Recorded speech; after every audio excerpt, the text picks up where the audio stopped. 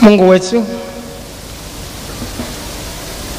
asante kwa sababu umetuleta tena mbele zako upate kutusigizisha maneno yako nyakati za mwisho za kumalizia. Neno lako linasema heri mwenye masikio,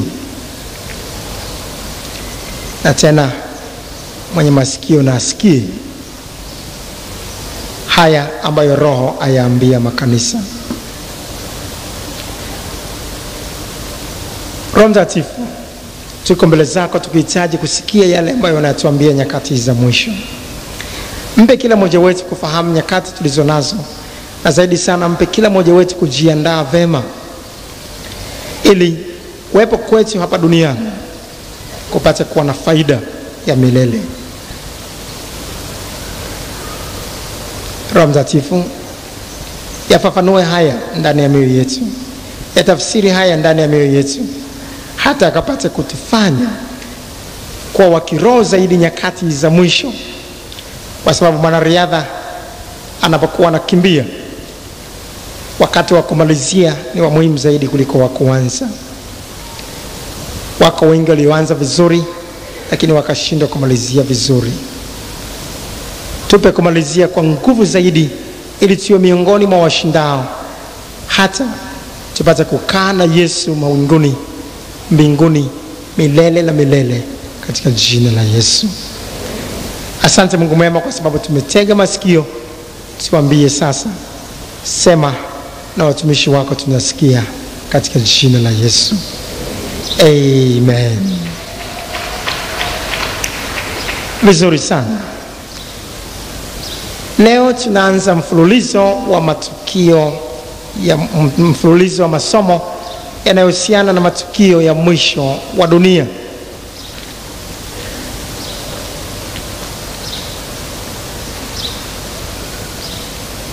Nyakati hizi tulizo nazo ni za mwisho sana. Tuko mwishoni, tuko ukingoni kabisa. Na kosa dogo nyakati za mwisho linaweza kutuletea maafa makubwa sana ya milele. Na tusipoweza kufahamu juu ya nyakati tulizo nazo na juu ya yale ambayo yanatarajiwa kutokea, tunaweza tukawa kama wanawali wale watano wapumbavu ambao hawakuweka mafuta katika taa zao, na hatimaye bwana harusi alipokuja hawakuweza kwenda kumlaki. Sasa ufahamu au maarifa kuhusiana na matukio ya mwisho utatupa kujiandaa vema kwa kuweka mafuta katika taa zetu ili tuweze kumlaki bwana harusi Yesu Kristo jinsi itupasavyo. Na kwa sababu hii mfululizo wa masomo haya ambayo utatuchukua wiki kadhaa, kila Jumapili mfululizo, hatimaye utatuweka katika nafasi nzuri zaidi ya kujua yanayotupasa kufanya nyakati hizi tulizo nazo.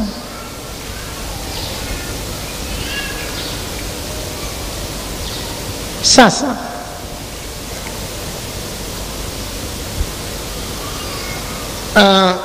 mwisho wa dunia unagawanywa katika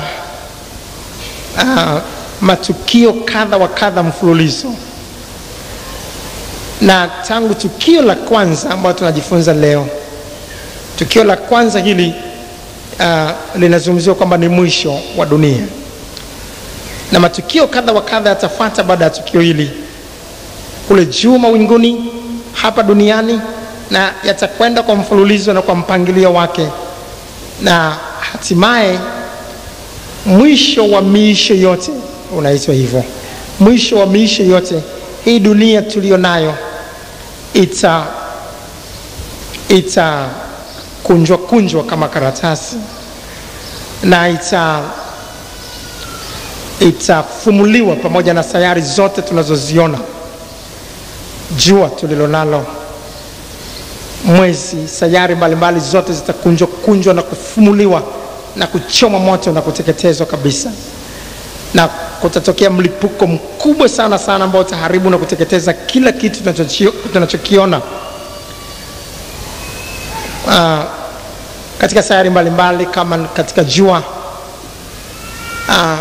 kuna mamilioni kwa mamilioni ya tani za gesi mbalimbali kama hydrogen na gesi mbalimbali ambazo zinaweza kulipuka kwa haraka sana, ambazo vyote hivi pamoja na madini mbalimbali yaliyoko katika sayari hizi, pamoja na mafuta ambayo tunayachimba leo katika sehemu mbalimbali za dunia na kadhalika, vyote hivi kwa pamoja vitashikwa na kukunjwa kama karatasi na kutiwa moto na kutiwa kiberiti, na huo ndio utakuwa mwisho wa maisha yote.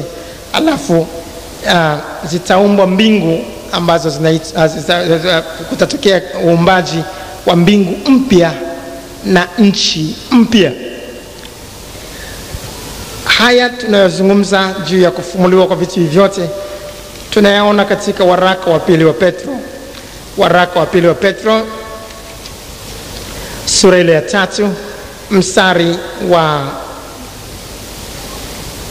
8 mpaka mstari wa 13. Lakini wapenzi, msilisahau neno hili, kwamba kwa Bwana siku moja ni kama miaka 1000 na miaka 1000 ni kama siku moja.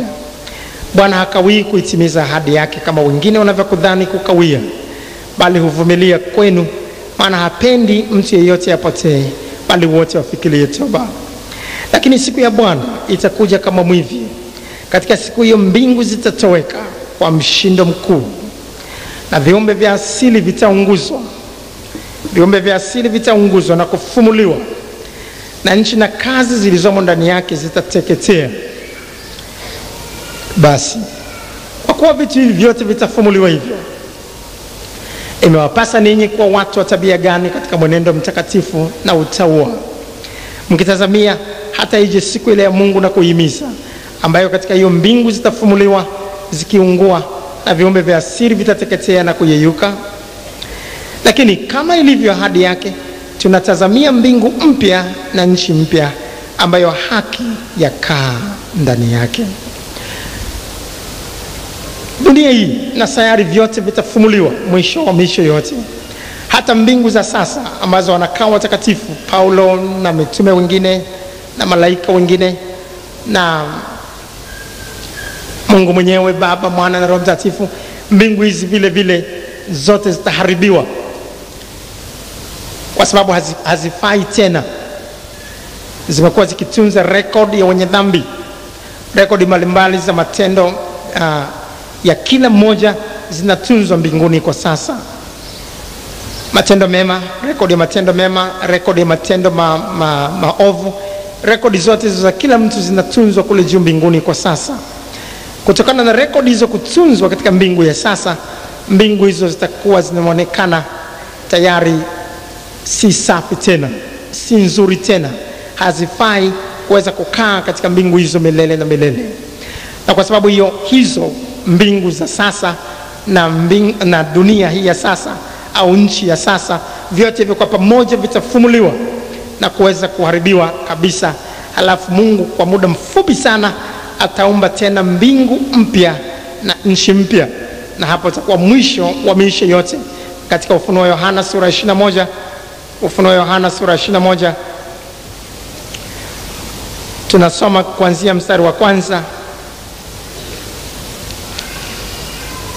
Kisha nikaona mbingu mpya na nchi mpya, kwa maana mbingu za kwanza na nchi ya kwanza zimekwisha kupita, wala hapana bahari tena.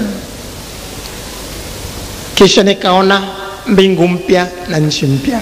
Hizo zitakuwa mpya kweli, zitaumbwa mwisho wa maisha yote, na Mungu mwenyewe ataziumba mbingu hizo na nchi mpya kwa namna ambayo tutaweza kuiona katika masomo ya mwisho kabisa huko tutakapokuwa katika mfululizo wa masomo wa matukio haya. Mbingu hiyo mpya na nchi hiyo mpya kwa sasa haijafanywa. Isaya 66 mstari wa 22, Isaya 66 mstari wa 22 tunasoma, kama vile mbingu mpya na nchi mpya nitakazofanya, kwa sasa hazijafanywa, kwa sasa hazijaumbwa, nitakazofanya zitakavyokaa mbele zangu, wasema Bwana, ndivyo uzao wenu na jina lenu litakavyokaa. Hizo zitafanywa.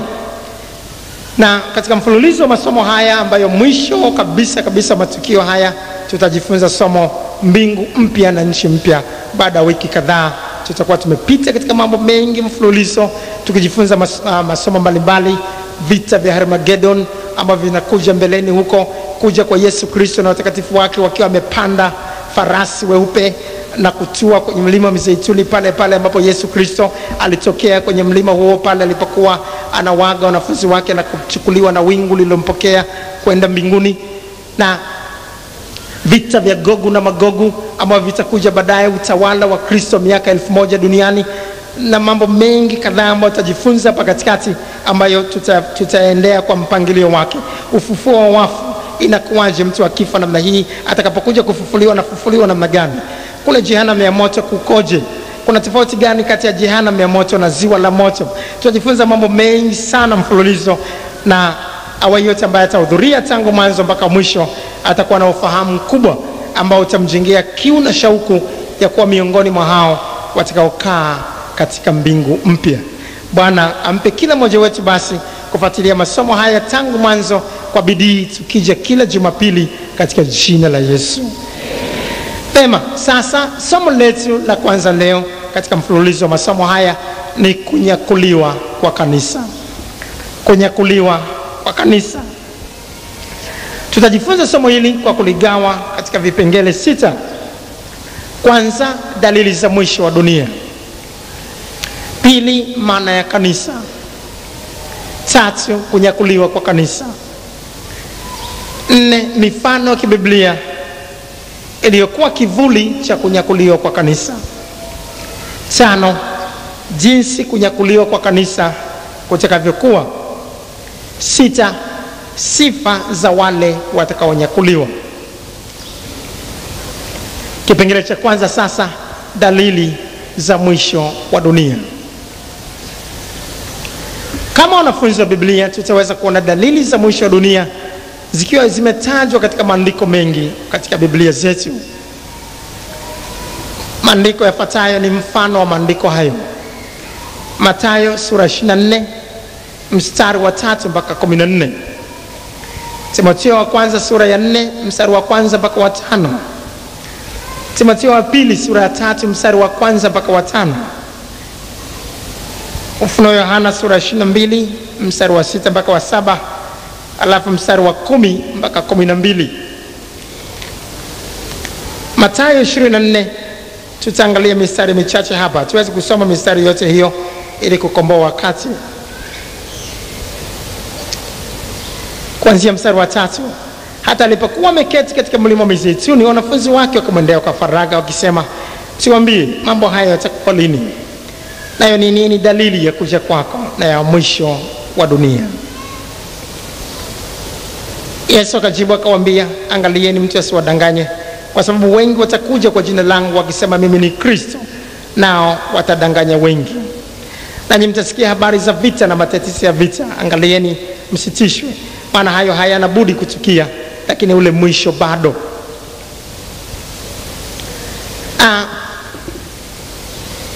Mengi yamekwisha tukia yaliyotajwa hapa. Watakuja wengine wengi wakisema mimi ni Kristo, na watadanganya wengi. Makristo wengi sana kwa mamia yao wamekwisha tokea duniani tangu haya yalivyotajwa. Na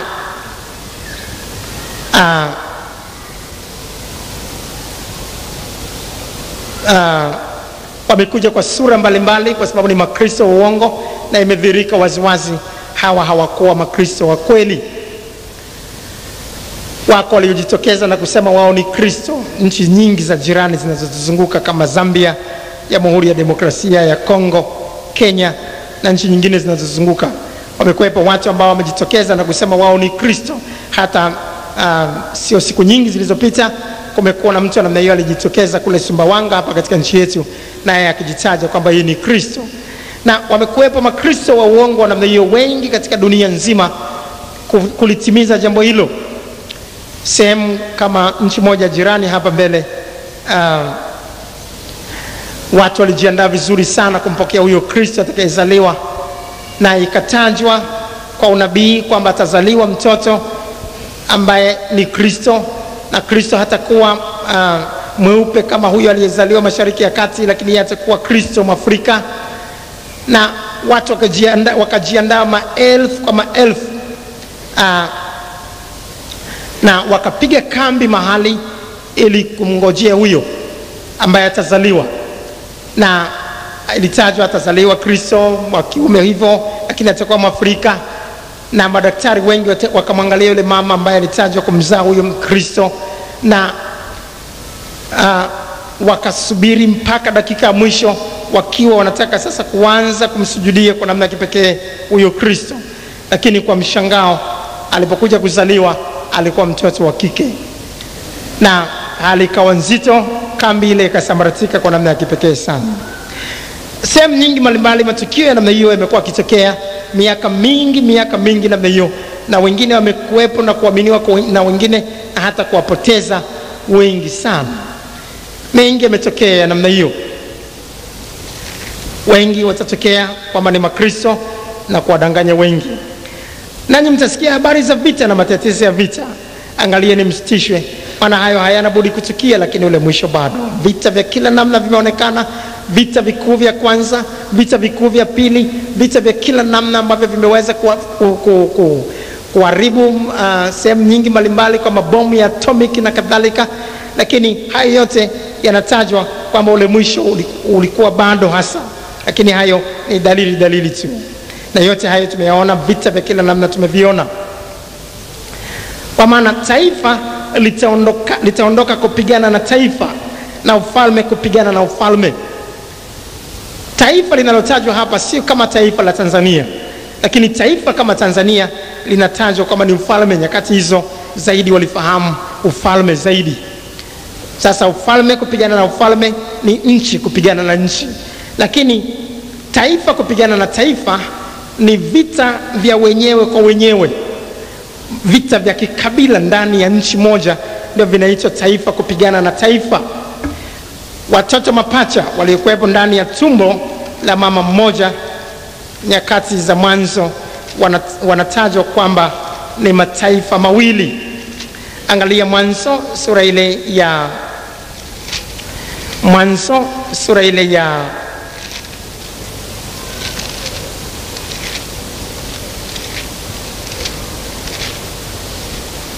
tunajifunza kitu kikubwa hapa, kuweza kupambanua, kujua juu ya taifa na taifa kupigana. Mwanzo 25 mstari wa 21 mpaka mstari wa 24. Isaka akamwomba Bwana kwa ajili ya mke wake, maana alikuwa tasa, naye Bwana akamwitikia, na Rebeka mkewe akachukua mimba. Watoto wakashindana tumboni mwake, naye akasema, ikiwa ni hivi, kuishi kwa nifaa nini? Akaenda kumuuliza Bwana.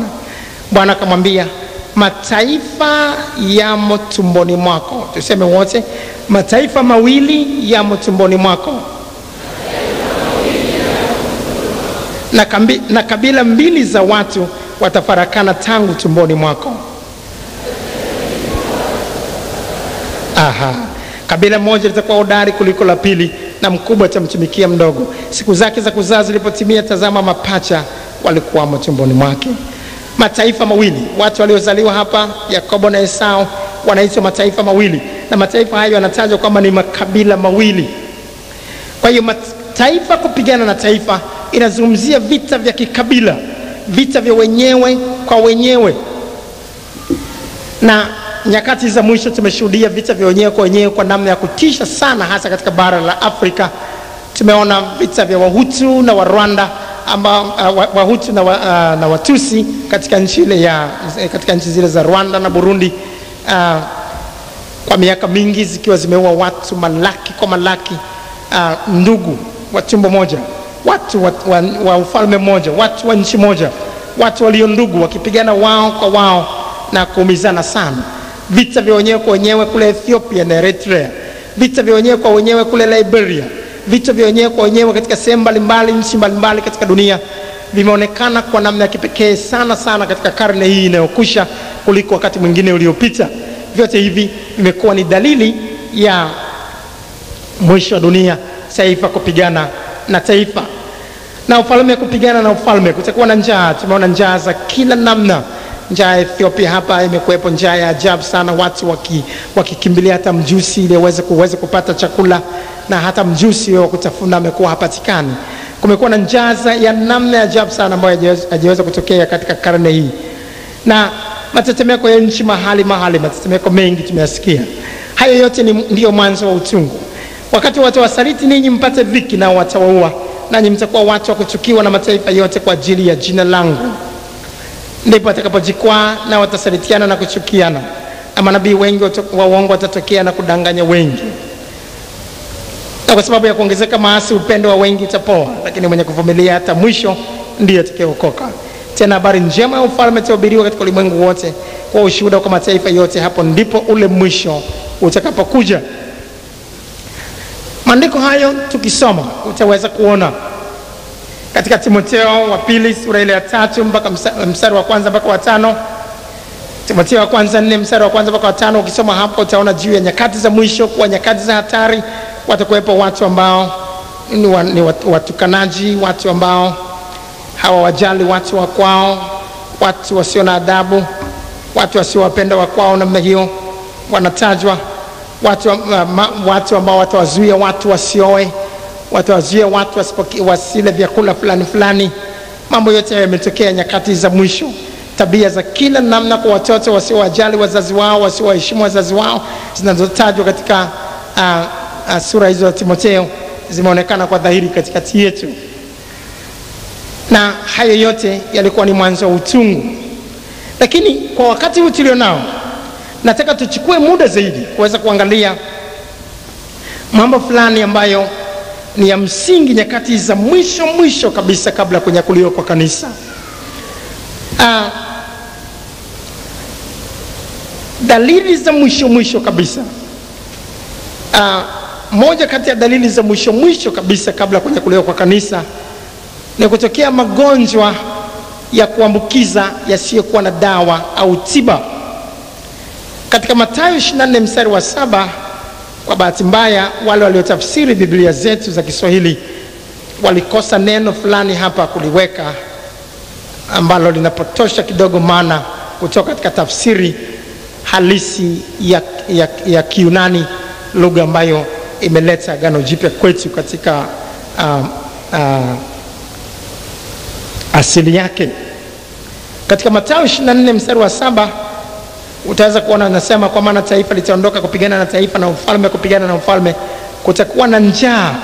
Alafu inaruka kitu kimoja hapo cha muhimu, alafu inasema na matetemeko ya nchi mahali.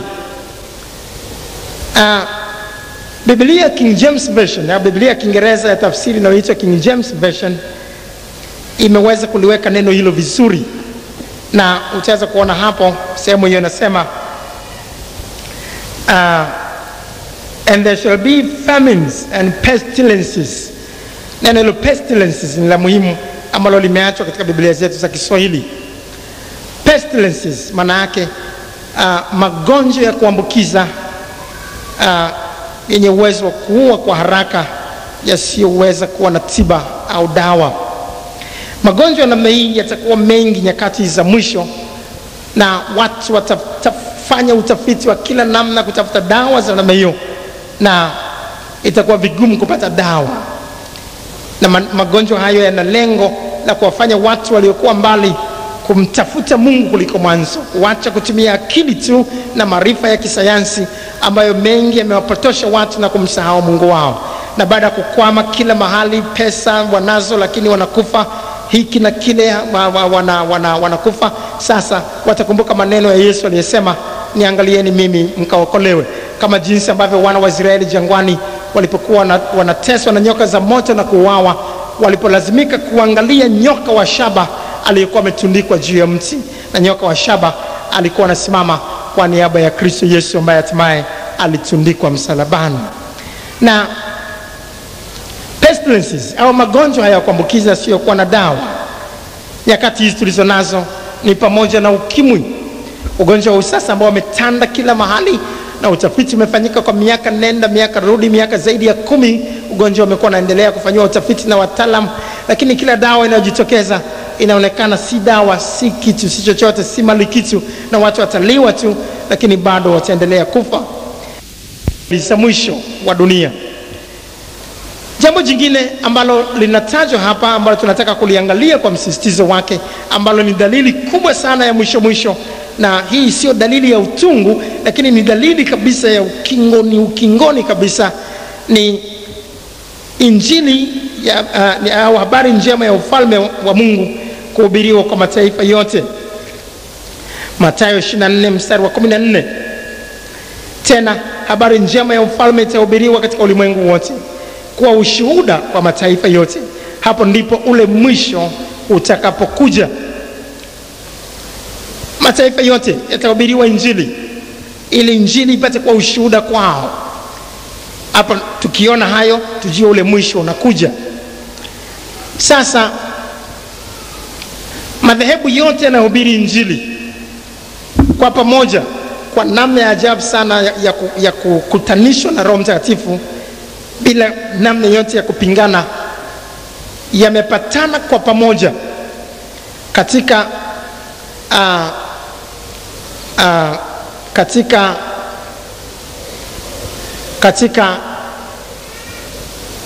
movement au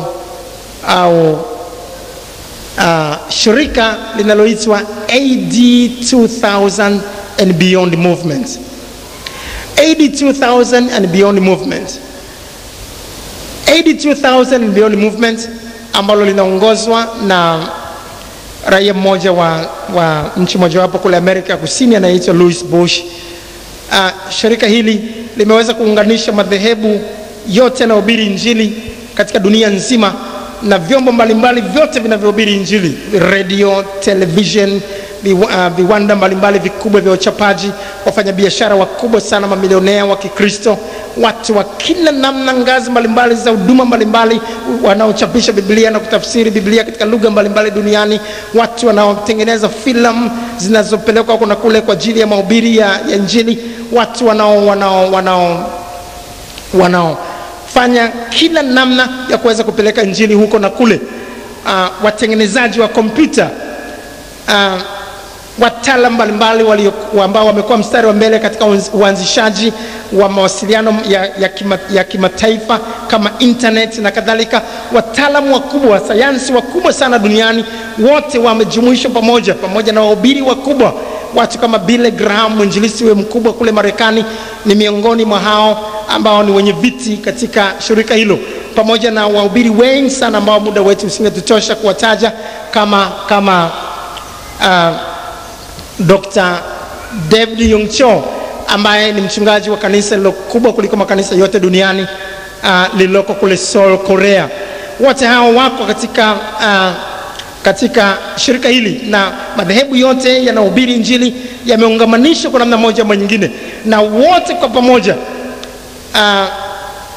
wawakilishi kutoka sehemu mbalimbali tuliweza kukutana mwaka jana kule Afrika Kusini kule Pretoria, na kumekuwa na makusanyiko ya namna mbalimbali ya namna hiyo kama hilo la Pretoria kuanzia mwaka 74 katika makongamano mbalimbali, na nia nzima ni kuhakikisha injili inahubiriwa kwa mataifa yote kufikia Desemba 31 mwaka 2000. Na wako wataalamu wa research au wataalamu wa utafiti ambao wamefanya utafiti katika dunia yote na kuweza kuipanga dunia au kuweza kuorodhesha dunia katika makundi ya kijamii au people groups 12,000, na imedhihirika kwamba makundi 10,000 mpaka mwaka jana mwezi Julai yalikuwa yamekwisha fikiwa na injili. Yalikuwa yamebaki makundi 2,000 tu duniani. Sasa makundi hayo 2,000, nguvu zote za dunia za wote hawa, radio, television, matelevision makubwa sana kama Trinity Broadcasting Network kule Marekani na mashirika mbalimbali ya Kikristo kila sehemu, wote wanalenga sasa kupeleka injili katika makundi hayo 2000 yaliyosalia. Na wanane sasa tunaweza kuona jinsi ambavyo tulivyo nyakati za mwisho.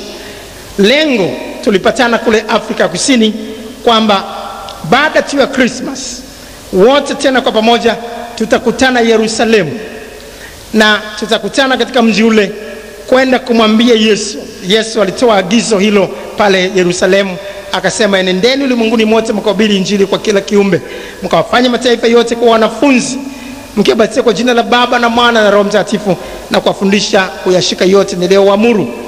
Lakini sana alisema, enendeni ulimwenguni mote mkahubiri injili kwa kila kiumbe.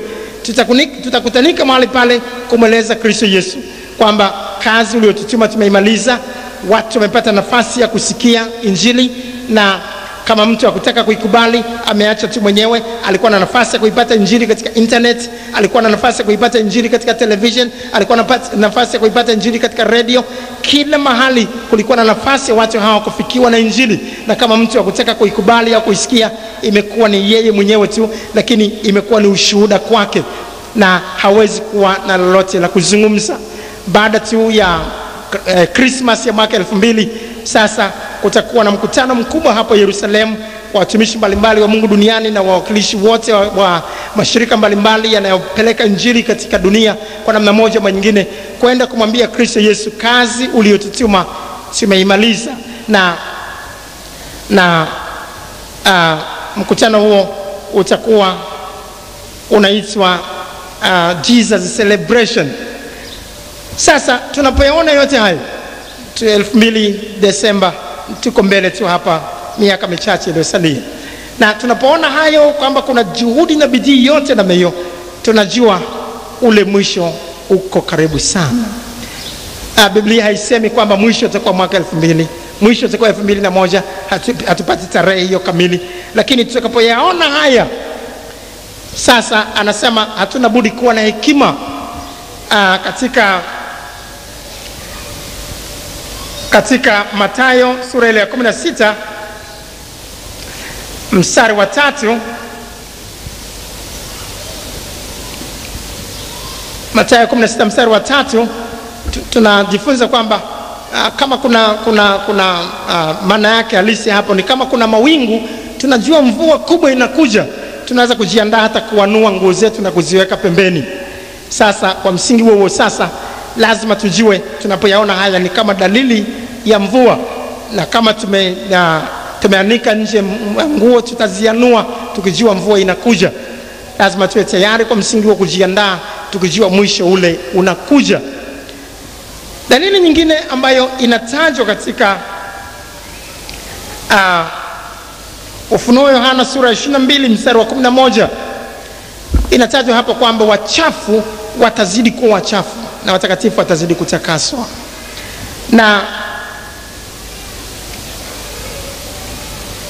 Na tumeona katika Mathayo 24 sehemu nyingine inataja kuongezeka kwa maasi.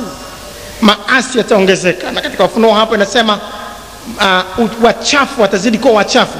Uchafu unaotajwa hasa hapa katika Ufunuo ni ulawiti na unajisi.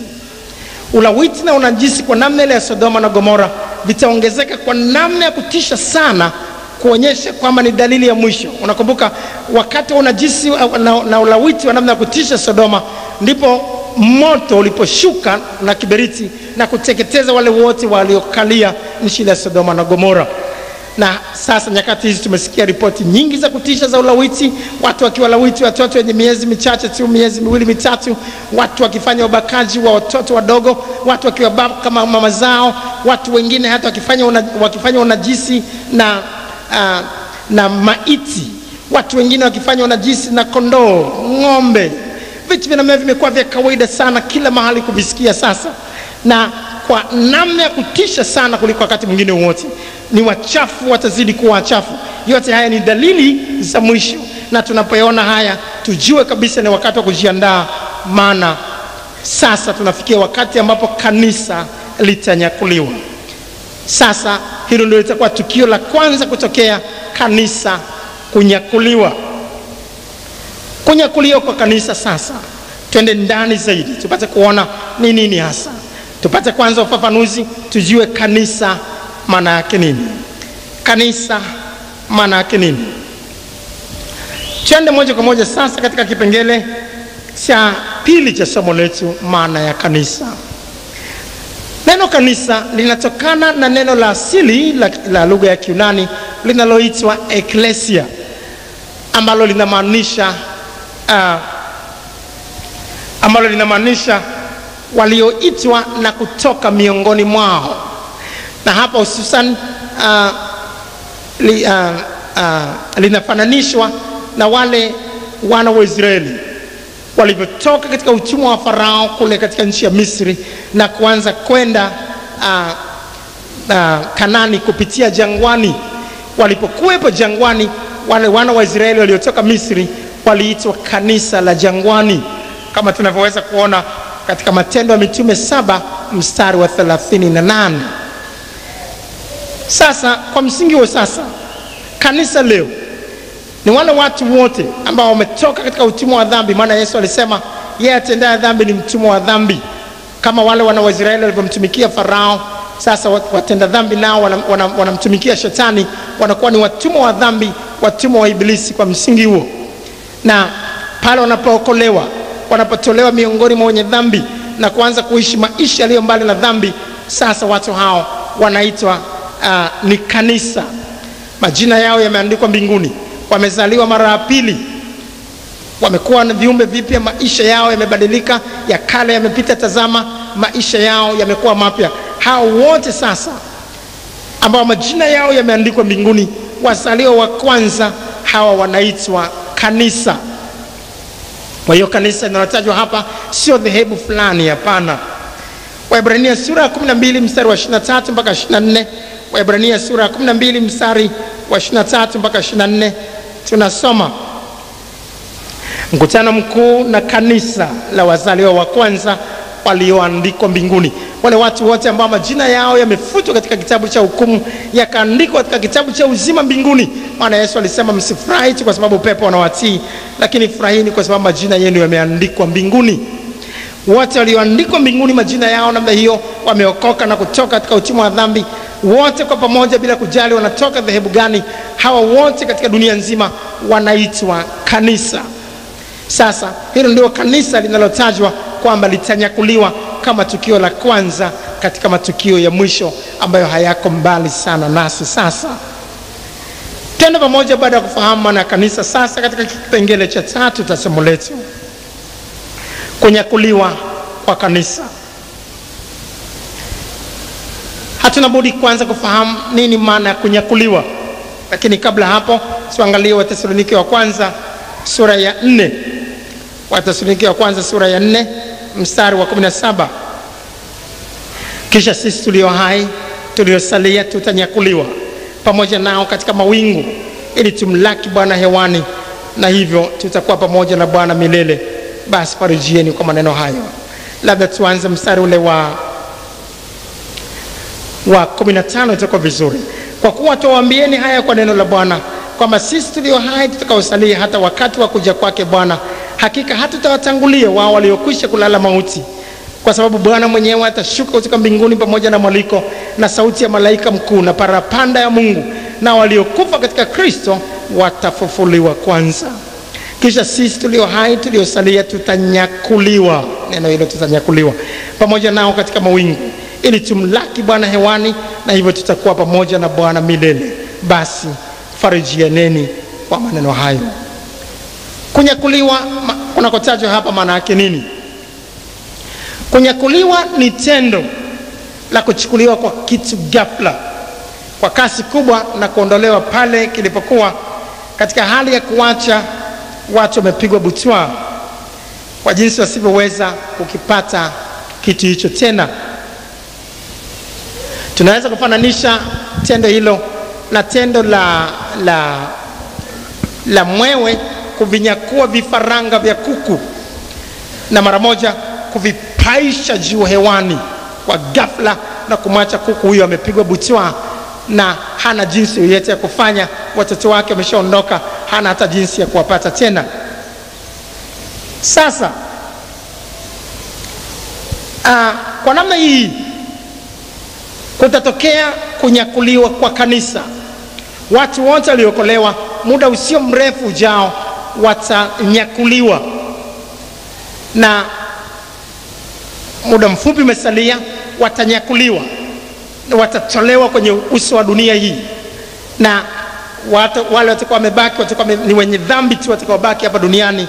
Na baada ya kuwa wamebaki hao, sasa kutakuwa na dhiki kubwa sana ambayo hakuna mfano wake tangu dunia ianze, ambayo tutaiangalia katika somo letu linalofuata katika mfululizo wa masomo haya. Na ni muhimu kuelewa kwamba kanisa litakuwa limenyakuliwa kabla ya dhiki hiyo kubwa, kinyume na mafundisho wengine ambao wanasema kanisa litakuwepo wakati wa dhiki hiyo kubwa. Ili kupata ufafanuzi na kufahamu kwa kina, ili linatuleta katika kutafakari kipengele cha 4 sasa. Mifano ya kibiblia iliyokuwa kivuli cha kunyakuliwa kwa kanisa. Mungu katika hekima yake hakuacha kutupa mifano inatuwezesha kufahamu juu ya kunyakuliwa kwa kanisa kutakavyokuwa, ili tusiweze kudanganywa na mwalimu wa uongo. Na katika mifano hii tunaweza kujifunza vizuri zaidi na kufahamu kwamba watu waliokolewa au kanisa wataondolewa kabla ya dhiki kubwa, kabla ya hasira ya Mungu kushuka juu ya dunia. Watu waliokolewa, watu wake Mungu, wataondolewa kwanza. Na mifano hii inathibitisha waziwazi kwamba kunyakuliwa kwa kanisa kutafanyika kabla ya dhiki kubwa na si vinginevyo. Kwanza, Nuhu na wenziwe 7.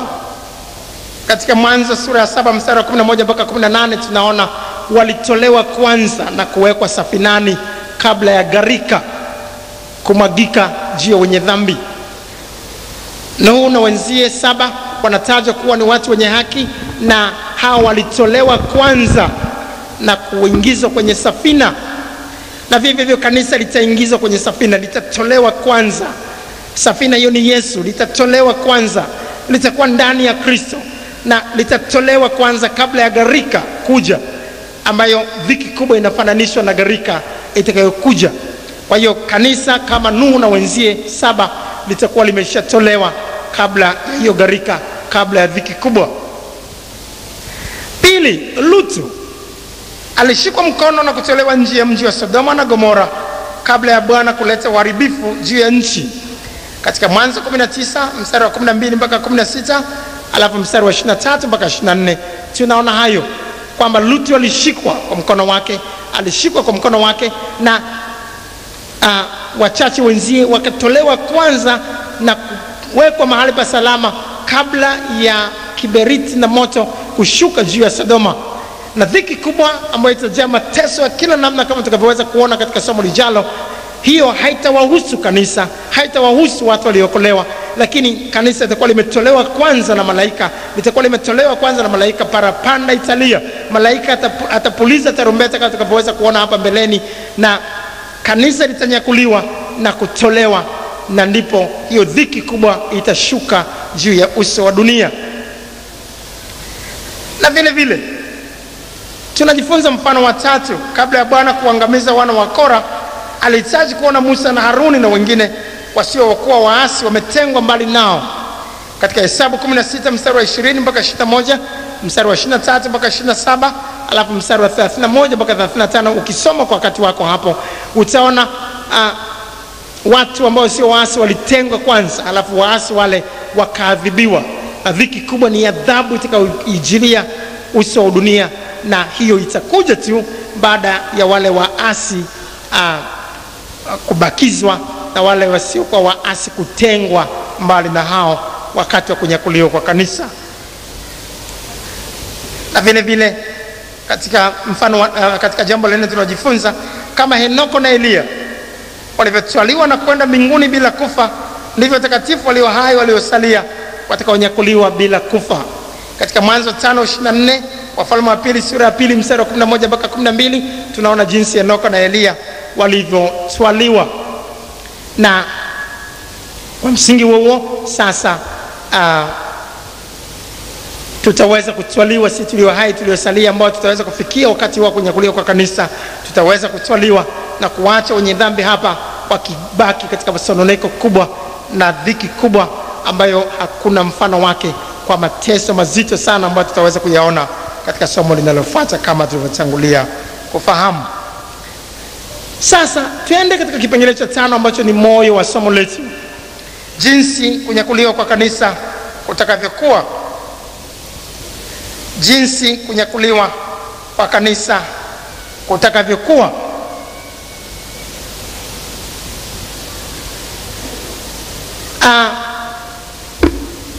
Wakati usio mrefu ujao, inaweza kuwa karibu na mwaka 2000, hatujui, inaweza kuwa baada kidogo, hatujui, lakini muda huo si mrefu sasa, kwa sababu haya yote yanatukia mbele ya macho yetu. Biblia inasema siku ile wala saa hakuna ijuaye.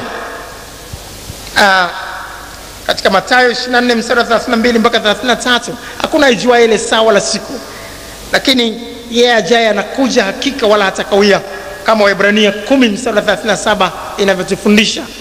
Sasa katika kipindi kifupi kinachokuja sasa, yatatokea mambo kufumba na kufumbua ambayo tunatakiwa tuyafahamu. Kitakachotokea, dunia kama ilivyo, sehemu nyingine ni usiku, sehemu nyingine ni mchana. Kama hivi sasa tunavyojifunza somo hili wakati ni mchana, kadiri unavyokwenda magharibi kwao kule bado usiku. Mahali kama Marekani kule sasa, wengine ndio alfajiri sana sana wanaamka, na sehemu zile za mashariki zaidi, Japan, kwao ni usiku sana saizi. Kadiri unavyozidi kwenda mashariki sasa saa zinazidi kuongezeka, na kadiri unavyozidi kwenda magharibi zinazidi kupungua. Sasa sehemu nyingine itakuwa usiku, sehemu nyingine itakuwa mchana. Na kitakachotokea sasa itakuwaje? Kama ni usiku, itatisha sana. Kama ni mchana bado itatisha pia. Sijui hayo yatakapotokea hapa Tanzania itakuwa ni usiku au ni mchana. Lakini kitakachotokea, wale ambao wako mbinguni sasa hivi watakatifu watarudi tena katika mili yao ya asili, halafu kwa ghafla watatokea juu ya uso wa dunia. Na hata kama walikuwa wameliwa na simba, hata kama walikuwa wamepotelea kwa namna gani, watatokea tena na kuungana na mili yao ya zamani hiyo na kuwepo tena juu ya uso wa dunia. Halafu kufumba na kufumbua, watakatifu wa kanisa, watu wote waliokolewa, nao watabadilishwa kufumba na kufumbua. Halafu watakuwa wamevikwa mwili usioharibika, halafu moja kwa moja wataanza kupaishwa kwenda juu. Kinachotokea, parapanda italia. Pale tuliposoma katika Wathesalonike, parapanda italia. Malaika mkuu kule mbinguni atapiga parapanda, na Yesu atakuja mawinguni. Yesu hata kanyaga juu ya uso wa ardhi, atakuwa mawinguni, na watu waliokuwepo hapa watadakwa kama kwa sumaku, kama vile sumaku unavyoweka juu halafu inadaka vyuma. Sasa ndivyo itakavyokuwa. Na kitakachotokea sasa ni nini? Ni kwamba wale ambao wamekufa na kwenda mbinguni watafufuliwa, na baada ya kufufuliwa tena, sisi tulio hai tuliosalia ambao tumeokoka tutabadilishwa, halafu tutachukuliwa pamoja nao. Na Biblia inasema katika Mathayo 24 mstari 40 mpaka 41, watakuwepo wawili shambani, mmoja atwaliwa, mwingine aachwa. Wanalima wawili, huyu aliyeokoka anachukuliwa, huyu anaachwa. Watakuwepo wanawake wawili wanasaga, huyu ameokoka, huyu anashindana na wokovu, hataki kuokoka, anasema hakuna kuokoka duniani. Huyu aliyeokoka na hicho amechanganyikiwa, anatwaliwa. Huyu mwingine anaachwa, anaendelea kusaga.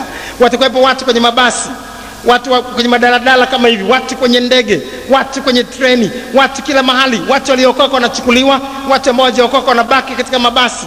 Kama ni usiku itatisha zaidi. Watoto wadogo ambao hawajui dhambi watakuwa wametwaliwa. Watu waliokoka katika nyumba watakuwa wametwaliwa. Mwanaume huyu jeuri ambaye hataki kusikia habari za wokovu, ambaye ni mlevi, atainuka na mnaye katika ulevi wake, anamwangalia mke wake aliyokuwa anampiga kwa ajili ya wokovu, amechukuliwa, hayupo. Anaangalia watoto nao hawapo. Na wamekwenda wapi hao walokole? Kila nyumba walokole watakuwa wamepotea kila mahali. Waandishi wa habari ambao hawajaokoka wataanza kupeleka taarifa hizi. Watu walokole hawapo. Kila mahali watapiga ripoti polisi. Polisi ambao hawajaokoka nao wako counter. Ambao wameokoka walikishachukuliwa na kwenda juu. Na taarifa zitazagaa kila mahali katika ulimwengu, na itathibitika watu wamepotea kwa wingi wao juu ya uso wa dunia. Waliopotea ni akina nani? Ni walokole. Na watu waliokolewa watakuwa wamechukuliwa kufumba na kufumbua. Biblia inasema katika Wakorintho wa kwanza sura ya 15, Wakorintho wa kwanza sura ya 15 mstari wa 52. Wakorintho wa kwanza sura ya 15 mstari wa 52. Kwa dakika moja, kufumba na kufumbua wakati wa parapanda ya mwisho. Maana parapanda italia na wafu watafufuliwa, wasio na uharibifu, nasi tutabadilika. Baada ya kubadilika, tutachukuliwa na hawa na tutapaa kwenda kumlaki Bwana Yesu mawinguni. Na watu waliokolewa, kama ni mchana, watu ambao hawajaokoka kwenye dhambi, watakapoona hawa wananyakuliwa, na kama wewe huko hapo unasikia neno hili au unasikia neno hili kwa njia cassette na hukudumu katika utakatifu mpaka mwisho, utajaribu na wewe kupaa namna hii, lakini itakuwa kama mwewe ambaye anaweza kupaa kwenda juu, lakini kuku akijaribu kwenda anaishia kwenye kichanja na huwezi kwenda mahali popote mbali. Na watakaopaa ni wale tu ambao wameandaliwa vizuri, na huko juu kutakuwa na karamu ya harusi ambayo inaitwa harusi ya mwana kondoo, ambayo tutaangalia mbele si muda mrefu. Na kwa sababu hiyo hatuna budi kujiweka tayari, tukijua mwisho ule umekaribia. Wakati wote ujao tutakuwa tunafikia mwisho wa namna hiyo. Inaweza kuwa ni usiku umelala, na unaamka na mtu huyo hayupo, mtu huyo hayuko. Ndio maana wakati huu ni wakati wa kushikilia imani kuliko wakati mwingine wote. Mumeo akikupiga kwa ajili ya wokovu, endelea mbele kwa jina la Yesu. Wazazi wakikutenga kwa ajili ya wokovu, endelea mbele kwa jina la Yesu. Na kwa namna yote ile, shikilia imani. Huu ndio wakati wa kushika sana ulicho nacho, asije mtu akaitwaa taji yako. Na wakati sio dhani, yeye anayekuja na kuja hata kawia, na tutachukuliwa na kunyakuliwa na kwenda juu, na dhiki kubwa itafuata hapa duniani. Na kwenye dhiki hiyo kutakuwa na mateso ya namna ambayo tutayaona kwa undani zaidi katika somo linalokuja. Sasa kipengele cha 6 na cha mwisho, sifa za wale watakaonyakuliwa. Wale watakaonyakuliwa watakuwa na sifa zifuatazo. Kwanza ni wale tu walioziungama dhambi zao na kuziacha, watakaopata rehema ya kunyakuliwa. Lakini wazipichao dhambi zao hatai kutubu na kuokolewa, hawawezi kufanikiwa kunyakuliwa. Mithali 28 mstari 13, waziungamaye dhambi zake na kuziacha, huyo tu ndiye atakayepewa rehema ya kwa miongoni mwa watakaonyakuliwa. Na pili ni wale tu waliomfanya Yesu kwa Bwana, yani mtawala maisha yote, na kulitii kila neno analoliagiza katika maandiko bila kuchagua ya kufanya. Zaburi 119 mstari wa 6, alafu mstari wa 9 tunajifunza, ndipo mimi sitaaibika nikiangalia maagizo yako yote. Kwa jinsi gani kijana aisafishe njia yake kwa kutii, akilifuata neno lako. Huu si wakati wa kufuata mapokeo ya wanadamu. Kama Biblia inasema tubatizwe katika maji tele, tusifanye ubishi hapa. Kumbuka ni one chance basi. Ni nafasi moja tu. Ukichezea hii utakuwa kama unachezea shilingi chooni. Itatupunguzia nini? Kubatizwa tu katika maji tele ni nini? Kwani maji tele yanaunguza? Lolote ile tunaloambiwa katika neno tulifanye, mwisho unakuja.